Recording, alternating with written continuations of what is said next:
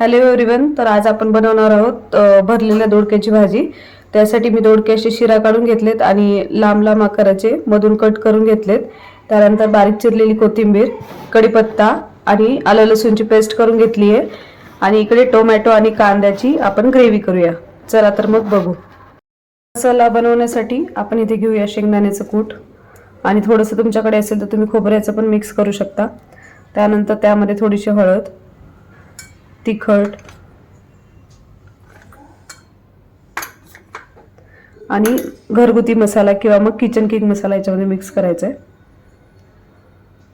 आणि त्यानंतर त्यामध्ये चवीनुसार मीठ,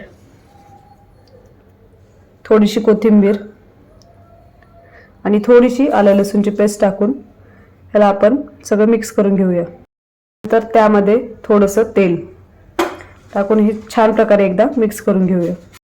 तर बघू शकता अशा प्रकारे मी सगळा मसाला एकत्र करून घेतलाय आणि हे कट केलेले असे 4 बाजूनी कट केलेले दोडके त्याच्यामध्ये हा सगळा मसाला अशा प्रकारे भरून घ्यायचा। चारही साइडनी असे मी आता सगळे भरून घेते। अशा प्रकारे सगळे दोडके भरून घेतलेत।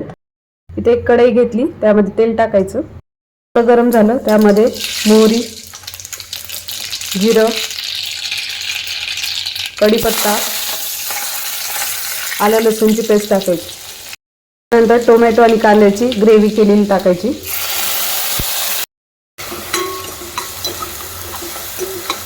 ग्रेव्ही छान परतत आली की त्यामध्ये अर्धा चमचा हळद, 1 चमचा ते 2 चमचे तिखट तुमच्या चवीनुसार आणि त्यानंतर घरगुती मसाला असेल किंवा किचन किंग मसाला असेल तर ते 2 चमचे सगळं मिक्स करून घ्यायचं।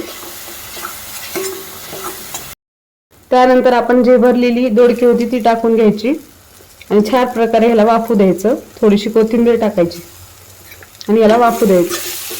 बघू शकता तुम्ही किती छान वाफत आहेत। 2 मिनिटं असंच ठेवायचं।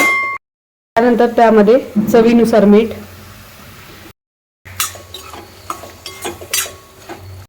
त्यामध्ये हे आपला उरलेला जो मसाला असतो तो सगळा टाकून घ्यायचा आणि तुम्हाला जसं रस्सा लागेल तसं तुम्ही पाणी टाकू शकता।